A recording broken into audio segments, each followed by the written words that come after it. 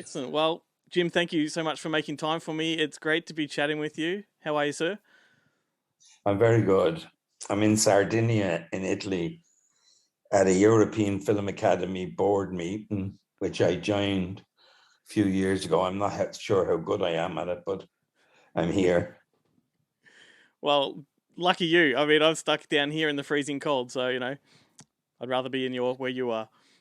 How cold is it down there now? I don't know if you work in Celsius, but it's around about 7 degrees Celsius at the moment. Yeah, yeah. What part of the world are you? Melbourne? Yes, I'm in Melbourne. I was in Melbourne a couple of times. Yeah. Yes. So So I'd love to talk to you about this particular box set that the imprint label is putting out. They do amazing releases, and they put a lot of effort into their special features and things like that. And this particular box set is the Jim Sheridan Four Irish Films box set, and yeah. it does have new commentaries that you've recorded and lots of other features. Do you enjoy revisiting your films? I don't mind it at all. You know, uh not really. I mean, it's a way of thinking about what you did and what you could do. Um, those that time was a particular time, 10 years when I did a lot of Irish movies and kind of exhausted a lot of subject matter. Um, so, it's an interesting time. It was the first four movies I made. They were all out of Ireland. I wrote another movie called Into the West in that time, which has also come out. Um, but I like all four movies. They're different. Uh, and when you look back, they were kind of quite a, you know, sport of creative stuff. For sure. I I want to know, like, you were when you released My Left Foot, that was met with critical acclaim. Like, when you've made a film, the first film you've ever made, does that kind of explosion of accolades and acclaim, like the Oscars and the BAFTAs, does that affect you personally? I mean, I imagine it hit you like a freight train. Yeah, it does hit you a little bit like a freight train. Um, Especially like when you're coming out of doing theater and you might get one or two interviews for a show or a couple of reviews, or you're in New York trying to get a review, and you know it's extremely difficult because you're kind of like Irish and you're doing stupid Irish plays that are 50 years or 100 years old. And then you do a movie and it's like everywhere in the world. And the it changes your living standard and your way of thinking about the world. Yeah, totally. And three of those four films you made with Daniel Day-Lewis, so you kind of both exploded, onto the scene at the same time. Um, he has a reputation, and you've been asked this 100 times, I'm sure. His method acting is very well known. Can you talk a little bit about what it's like to direct a method actor of his, caliber? I think it would be different for every director. The best situation with any collaboration is that you're not really having to do a lot of work, that it's kind of understood intrinsically or on some level that's deeper than any logic can approach. So it's kind of Hmm. unconscious. And me and Daniel were kind of connected in that way, that we didn't have to speak much to each other. um, so and that's hard to explain. It's a bit like any collaboration. You can't explain it. It just kind of happened. Um, but we kind of saw the world the same way, I think. Mm. You know, um, and I kind of allowed him a lot of freedom. Um, and at the same time, I think I was probably the only thing I brought to him was kind of a grounding. you know, in keeping it real or keeping it from getting too, I don't know, too artistic maybe. Yeah. Is it hard to connect with them when an actor like him when he is deep in the method?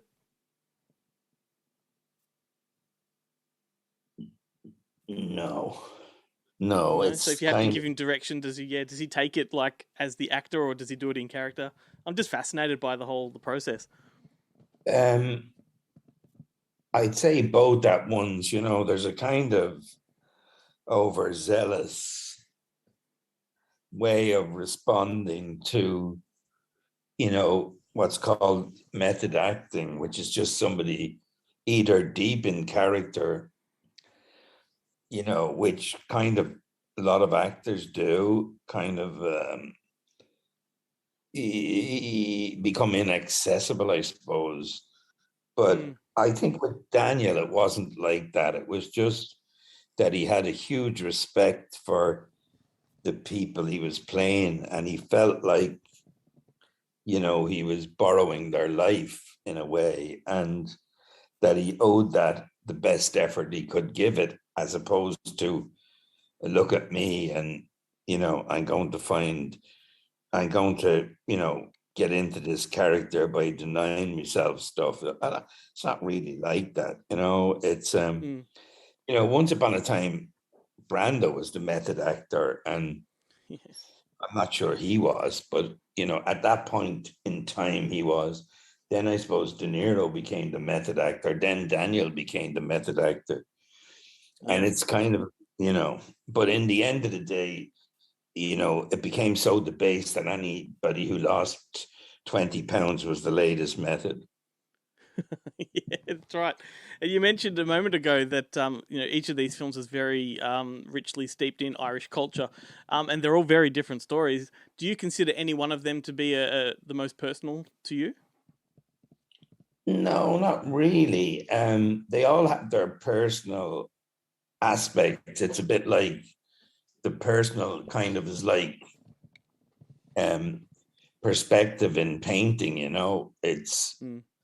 something that once it's there seems obvious, and but you know, the personal inhabits a kind of area within the film to throw it into a kind of relief that makes it, I can't explain it. It's like an X-ray.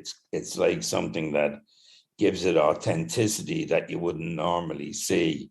It's kind of like an X-ray you have in your pocket, but Mm. it doesn't have to be shown to everybody.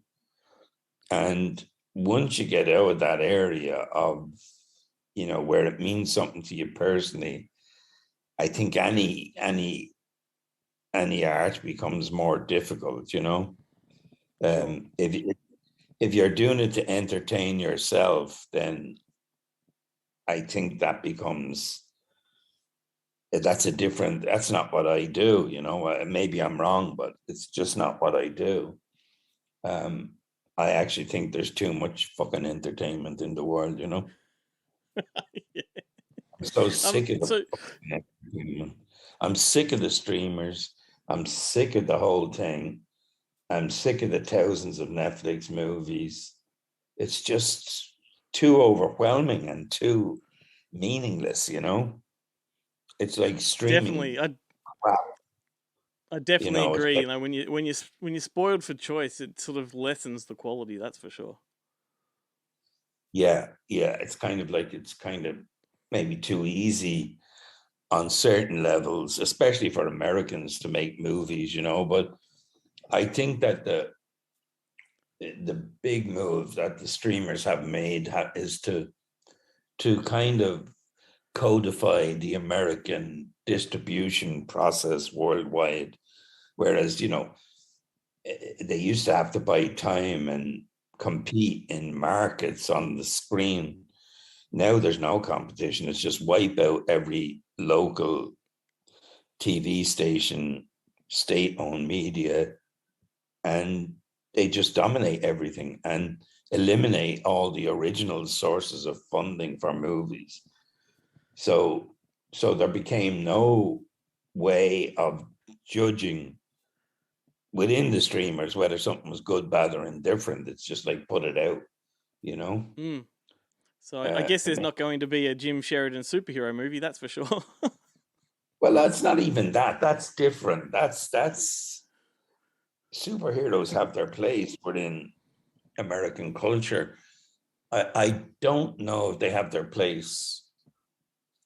It's kind of a naive belief that, you know, our superheroes will save the world. You know, it's like it's kind of very odd. But I think that once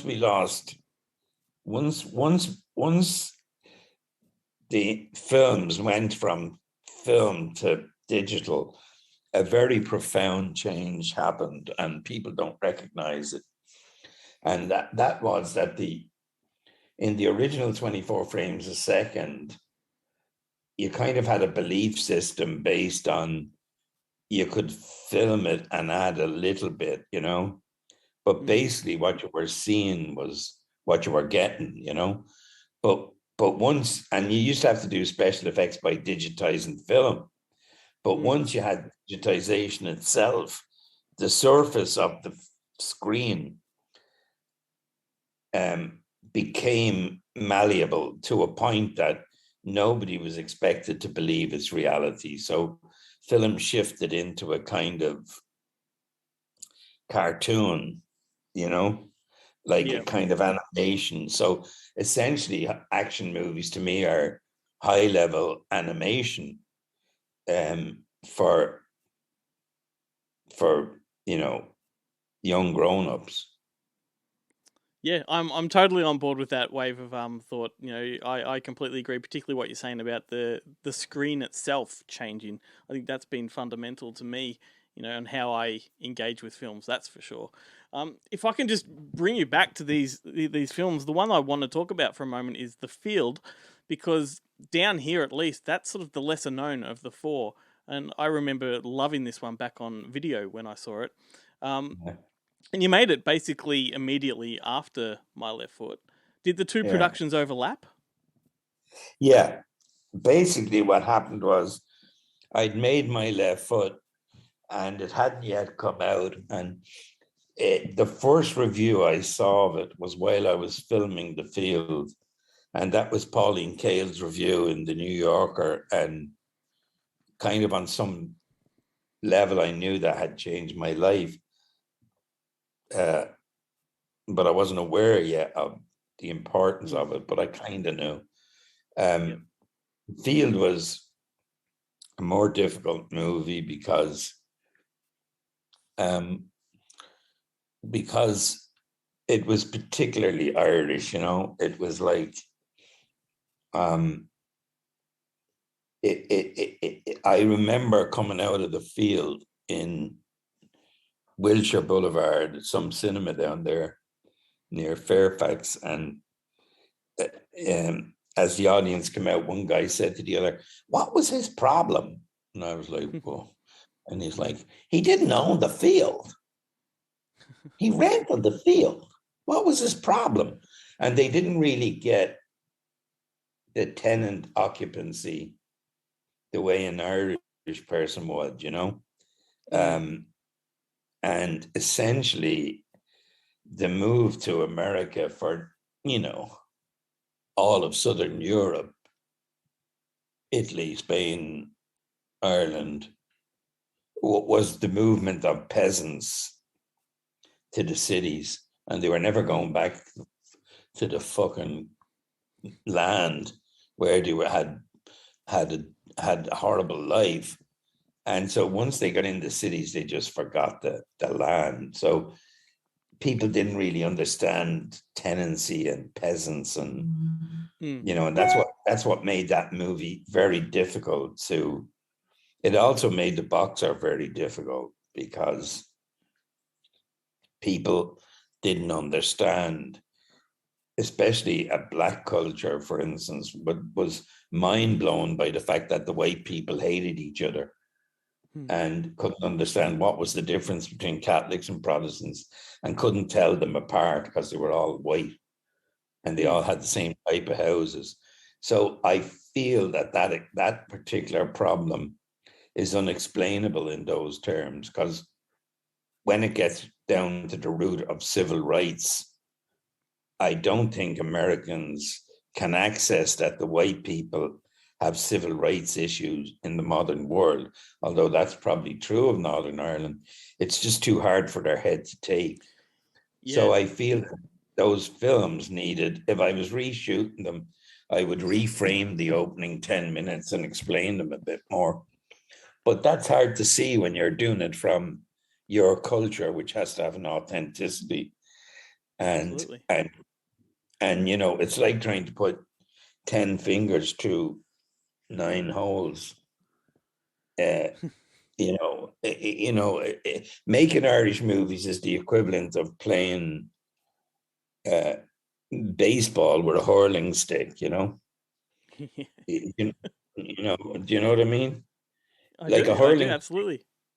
or it's like trying to play um, soccer with an American football, Yep, you know, totally. and people will go, but it's football. It's the same in America as England. Well, one's soccer and the other's football. And, they're just so different. And the ball makes it just so different. And any small change can make things incredibly difficult to understand. So cultures have a hard way of explaining themselves to other cultures, and Yeah. yeah. Well, that leads me to an interesting thing I was going to bring up, because in the name of the Father, and I'm not going to ask you to get into all of the details and whatnot, but this is a movie that you spent a lot of time defending for various creative liberties to the story. But Mhm. I actually feel that those creative licenses that you used um, made the story stronger for people that aren't Irish, if that makes any sense. Yeah, look, it's any story has two aspects. One, it's kind of trying to tell a history, and that history might spread over 1,000 or 10,000 years and be pressed down into Adam and Eve or Cain and Abel. And the same with Irish stories. It's kind of a story that could be centuries old, or you know, could be uh, pressed down. So, in the name of the Father is a pressed down story, and it's you know,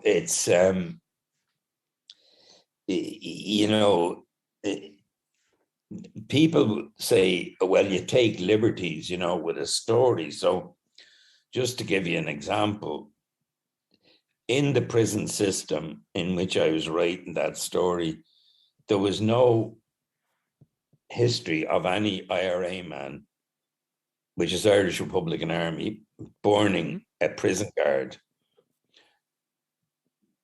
But there was no other way of showing the terror or the intent of the IRA. So I showed that scene. Nobody complained about it.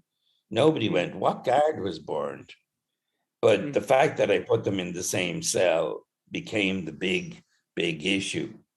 Yeah. It's very revealing why that's the big issue, because in effect, by putting them in the same cell, if they had, the British would have shown themselves, or the authorities, let's say, would have Mm-hmm. shown themselves to be very humane.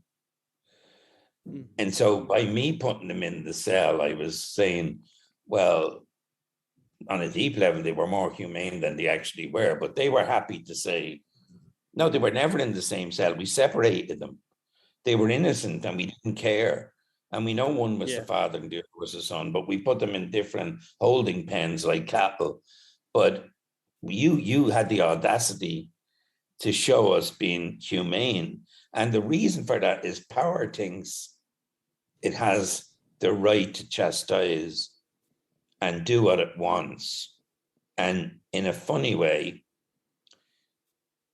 if you arrest innocent people, you chastise the general population more than if you arrest the actual guilty, Mm. because it spreads in the community that anybody can get lifted if they're, let's put any word in there after that, Irish, aggressive, gay, whatever you want. Yeah.